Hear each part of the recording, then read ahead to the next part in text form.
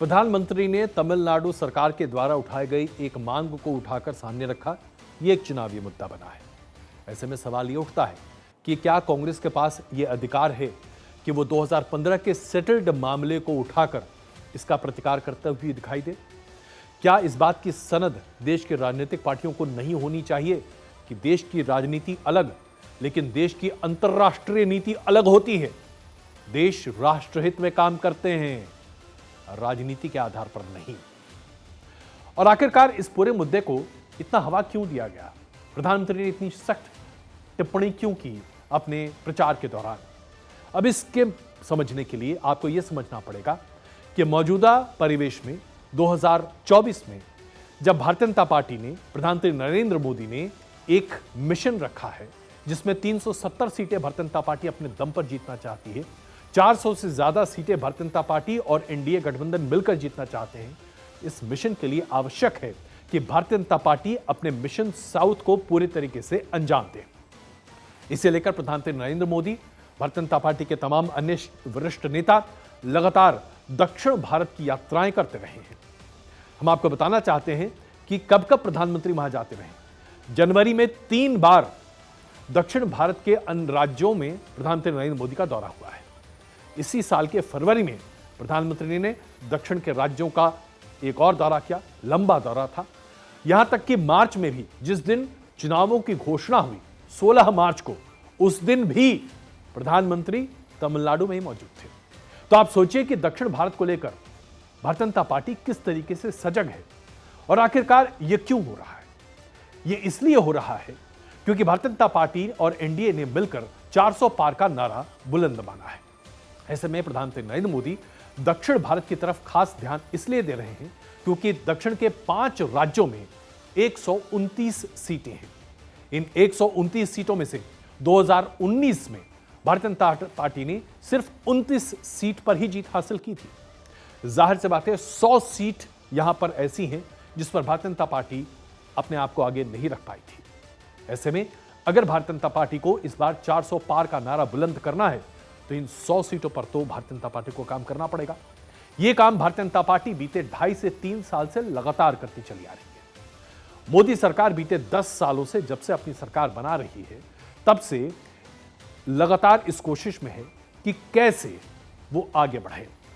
इसके साथ साथ दक्षिण भारत पर जो जोर है उसके लिए क्या महत्वपूर्ण बातें हैं? सबसे बड़ी बात यह है, पहली बात, कि भारतीय जनता पार्टी और संघ परिवार अपने आप को ऐसा पाते रहे हैं कि उनकी पकड़ उत्तर भारत में, मध्य भारत में तो है, लेकिन दक्षिण भारत में नहीं है। एक नेशनल पार्टी के लिए आवश्यक है कि प्रतिनिधित्व हर जगह हो। जैसा कि हमने देखा 2014 के बाद भारतीय जनता पार्टी ने उत्तर पूर्व के राज्य पर जोर दिया और वहां की सभी 24 सीटों पर भारतीय जनता पार्टी ने अपनी उपस्थिति दर्ज कराई। काफी बड़ा फायदा हुआ 2019 में। वही हाल, वही स्ट्रैटेजी अब भारतीय जनता पार्टी दक्षिण भारत के लिए इस्तेमाल करना चाहती है, जहां भारतीय जनता पार्टी ये चाहती है कि 129 में से कम आधी या उससे ज्यादा सीटें उसके पास आएं, वोट परसेंटेज को भी आगे बढ़ाएं। अब आइए आपको हम दिखाते हैं आंकड़े, जिसके आधार पर आप ये समझ पाएंगे कि क्या स्थिति है। दरअसल तमिलनाडु में जहां पर 39 सीटें हैं, वहां भारतीय जनता पार्टी को 2019 में एक भी सीट नहीं हासिल हुई और वहां पर भारतीय जनता पार्टी का जो वोट परसेंटेज था वो 3.71% था। कर्नाटक में 28 सीटों में से 25 सीटें भारतीय जनता पार्टी ने पिछली बार जीती थी, 51.75% वहां पर वोट शेयर था। तेलंगाना की 17 सीटों में से 4 सीटों पर भारतीय जनता पार्टी को जीत मिली थी, 19.65% वहां पर वोटिंग परसेंटेज था। आंध्र प्रदेश की 25 सीटों में से भारतीय जनता पार्टी को एक भी सीट हासिल नहीं हुई थी, हालांकि वोटिंग परसेंटेज 1% के भी नीचे था। और केरल की 20 सीटों में से एक भी सीट हासिल नहीं हुई, लेकिन यहां पर वोटिंग परसेंटेज 15.64% था। अब समझना यह है कि जहां भारतीय जनता पार्टी ने 2019 में 3 राज्यों में अपना खाता भी नहीं खोला था, वहां भारतीय जनता पार्टी कैसे अपने आप को आगे बढ़ा सकती है? इसके लिए सबसे महत्वपूर्ण है 39 सीटों का तमिलनाडु। तमिलनाडु में भारतीय जनता पार्टी के पास खोने के लिए कुछ भी नहीं है, लेकिन वहां पाने के लिए बहुत कुछ है। 39 सीटों में से अगर कुछ सीटें भी भारतीय जनता पार्टी के खाते में आ जाएं तो मिशन 400 सक्सेसफुल होने में बहुत आसानी हो सकती है। भारतीय जनता पार्टी ने यहां पर अन्नामलई को प्रेसिडेंट के तौर पर रखा स्टेट यूनिट के, और वो युवाओं के बीच में काफी लोकप्रिय हैं। उन्होंने काफी मेहनत की है और उसके आधार पर vote percentage Bharatiya Janata party का वहां काफी बढ़ता हुआ दिखाई दे रहा है। तमिलनाडु में जो लोकसभा की सीटें हैं 19 अप्रैल को यहां पर पहले फेज में ही सारी वोटिंग होनी है और यहां पर त्रिकोणीय मुकाबला है। जो अलायंस का डेटा है अब आपके सामने है। डीएमके और कांग्रेस का अलायंस है जो पहले से काफी मजबूत है। 2019 में इस अलायंस ने सबसे ज्यादा सीटें जीती थी। दूसरा बड़ा अलायंस है एआईएडीएमके, डीएमडीके और एसडीपीआई, इसके साथ साथ पुथिया तिलगलम। इस अलायंस के साथ भारतीय जनता पार्टी अपने आप को रखना चाहती थी, लेकिन एडीएमके ने अंतिम क्षण में भारतीय जनता पार्टी के साथ अपना अलायंस मुनासिब नहीं समझा। ऐसे में जो तीसरा गठबंधन है वो है भारतीय जनता पार्टी, पीएमके और एएमएमके। इसमें पीएमके की भूमिका बहुत महत्वपूर्ण है। 3 से 4 सीटों पर पीएमके का जबरदस्त बोलबाला है।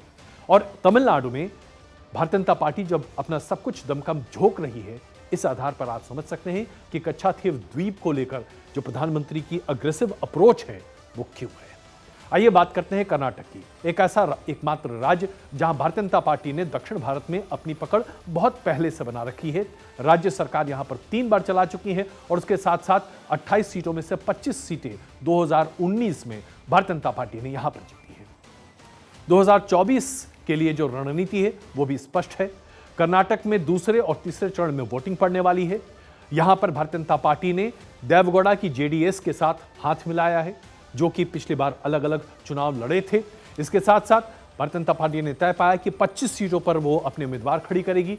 3 सीटों पर जेडीएस के उम्मीदवार खड़े हैं और इस गठबंधन से ऐसा माना जा रहा है कि जो 2019 में फायदा मिला था भारतीय जनता पार्टी को, उस फायदे को और ज्यादा बहाल रख सकती है। दरअसल भारतीय जनता पार्टी कर्नाटक को लेकर इसलिए भी ज्यादा सजग है क्योंकि राज्य में जो विधानसभा के चुनाव हुए थे वहां पर भारतीय जनता पार्टी को मुंह की खानी पड़ी थी। भारतीय जनता पार्टी इस बार 2024 के लोकसभा के चुनाव में कोई भी कसर छोड़ना नहीं चाहती। अब आइए उस राज्य की बात करते हैं जिसे लेकर भारतीय जनता पार्टी काफी सजग है, वो है केरल। 2019 के लोकसभा के चुनाव में भारतीय जनता पार्टी का परफॉर्मेंस केरल में जबरदस्त रहा था। 15% के आसपास vote share Bharatiya Janata party का केरल में रहा था।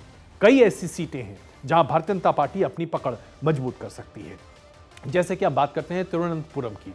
2019 के चुनाव में तिरुवनंतपुरम में शशि थरूर को जो वोटें मिली थी, अगर उसके आधार पर हम बात करें तो सबसे पहले बात करते हैं 2014 में इस सीट पर भारतीय जनता पार्टी का वोट शेयर बहुत ही कम था। भारतीय जनता पार्टी को यहां पर 18 के आसपास फीसदी वोट मिले थे। लेकिन जब आप 2019 के चुनाव की बात करते हैं जहां पर कांग्रेस के प्रत्याशी शशि थरूर थे और भारतीय जनता पार्टी की तरफ से राजगोपाल थे, तो कांग्रेस को 34.09% वोट शेयर मिला था और भारतीय जनता पार्टी को 32.32% वोट शेयर मिला था। यानी कि कांग्रेस और बीजेपी के बीच में सिर्फ 2% का अंतर था। शशि थरूर को इस बार टक्कर देने के लिए भारतीय जनता पार्टी ने अपने केंद्रीय मंत्री चंद्रशेखर को उतारा है और ऐसा माना जा रहा है कि भारतीय जनता पार्टी अब इस बार इस सीट को लेकर काफी उत्साहित है। हम त्रिशूर की बात करते हैं। 2019 के जो चुनाव थे उसके आंकड़े आपके सामने रखे। उससे पहले देखिए कि 2014 में भारतीय जनता पार्टी को यहां पर 11% वोट शेयर मिला था। 2019 में यही वोट शेयर बढ़कर 28.2% पहुंच गया, यानी कि वोट शेयर में 2.5 गुना की बढ़ोतरी हुई। उसके बाद बात करते हैं हम पथनमथिट्टा की। यहां पर 2014 में भारतीय जनता पार्टी को 15.95% वोट शेयर मिला था, जो कि 2019 में बढ़कर 28.97% हो गया था, यानी कि यहां भी करीबन दोगुना। कुल मिलाकर देखा जाए तो केरल की इन कई सीटों पर भारतीय जनता पार्टी को काफी बड़ा फायदा होता हुआ दिखाई दे रहा है और भारतीय जनता पार्टी को ऐसा लगता है कि 20 में से कम 3 या 5 सीटें तो भारतीय जनता पार्टी को 2024 में मिल सकती हैं। और यह भारतीय जनता पार्टी के लिए बहुत बड़ी बात होगी क्योंकि आरएसएस के जो तमाम संगठन हैं, कई संगठन हैं, वो केरल में बहुत समय से सक्रिय रहे हैं और वहां पर एक जबरदस्त डेडिकेटेड वोट बैंक है जो कि हिंदू वोट बैंक के तौर पर अभी तक डेवलप होता चला आ रहा है।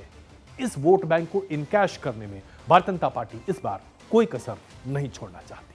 आइए बात करते हैं तेलंगाना की। तेलंगाना में 17 सीटें हैं। तेलंगाना की इन 17 सीटों में टीआरएस को 2019 में 9 सीटें मिली थी और वोट परसेंटेज था 41.7%। भारतीय जनता पार्टी को 4 सीटें मिली थी, वोट परसेंटेज था 19.65%। कांग्रेस को 3 सीटें मिली थी, लेकिन कांग्रेस का वोट शेयर 29.79% था। एआईएमके को यहां पर 1 सीट मिली थी। एआईएम को यहाँ पर एमआईएम को यहाँ पर 2.8% वोट शेयर मिला था। लेकिन बीते 5 सालों में भारतीय जनता पार्टी ने तेलंगाना में अपनी स्थिति पहले से काफी ज्यादा मजबूत की है। इसमें कोई शक नहीं है कि तेलंगाना में इस बार कांग्रेस ने राज्य में अपनी सरकार बनाई है, लेकिन एक सुनियोजित रणनीति के आधार पर प्रधानमंत्री नरेंद्र मोदी के चेहरे को भुनाते हुए इस बार तेलंगाना में भारतीय जनता पार्टी ने अपनी रणनीति बनाई और इसे अंजाम दे रहे हैं केंद्र में पूर्व minister of state for home J Krishna Reddy, जिन्हें वहां का अध्यक्ष बनाकर, पार्टी अध्यक्ष बनाकर भेजा गया है। विधानसभा के इस चुनाव के बाद जहां की बीजेपी का वोट शेयर डबल हुआ है, वहां भारतीय जनता पार्टी ने 1 सीट से अपने आप को बढ़ाकर 8 सीट हासिल की है। इस बार के विधानसभा के चुनाव में ऐसा लग रहा है कि तेलंगाना में भारतीय जनता पार्टी इस बार अपना अच्छा प्रदर्शन करने की पूरी कोशिश कर रही है। और अब बात करते हैं आंध्र प्रदेश की। आंध्र प्रदेश में भारतीय जनता पार्टी ने टीडीपी के चीफ चंद्रबाबू नायडू के साथ हाथ मिलाया है। 2014 के लोकसभा के चुनाव में भारतीय जनता पार्टी और टीडीपी ने साथ साथ मिलकर चुनाव लड़ा था। उस वक्त 25 में से 17 सीटें दोनों पार्टियों ने जीती थी और टीडीपी ने 15 सीटें जीती थी। भारतीय जनता पार्टी के खाते में 2 सीट आई थी। लेकिन 2019 में भारतीय जनता पार्टी और टीडीपी ने चुनाव अलग अलग लड़ा था और इसका खामियाजा यह हुआ था कि वहां 25 में से 25 सीटों में न तो टीडीपी को कोई फायदा हुआ और न ही भारतीय जनता पार्टी को कोई फायदा हुआ। कोई उम्मीदवार नहीं जीत पाया। भारतीय जनता पार्टी ने इस बार बहुत जबरदस्त निशाना रखा है और आंध्र प्रदेश में भी बड़े पैमाने पर तैयारी है कि वहां काफी ध्यान दिया जा सकता है। कुछ एक अहम सीटें आपके सामने हम रखना चाहते हैं दक्षिण भारत की, जो कि भारतीय जनता पार्टी के लिहाज से बहुत महत्वपूर्ण है, जैसे कि आदिलाबाद, करीमनगर, निजामाबाद, सिकंदराबाद, जहीराबाद, बलकाचगिरी और तमिलनाडु की अगर हम 4 सीटों की बात करें तो कोयंबटूर, कन्याकुमारी, साउथ चेन्नई और तिरुनेलवेली पर भारतीय जनता पार्टी ने अपनी नजरें गड़ाई हैं। आंध्र प्रदेश में तिरुपति एक ऐसी सीट है जिससे भारतीय जनता पार्टी अपने पक्ष में लाने की कोशिश कर रही है और यहां पर ऐसा लगता है कि काफी फायदा होता हुआ दिखाई दे सकता है।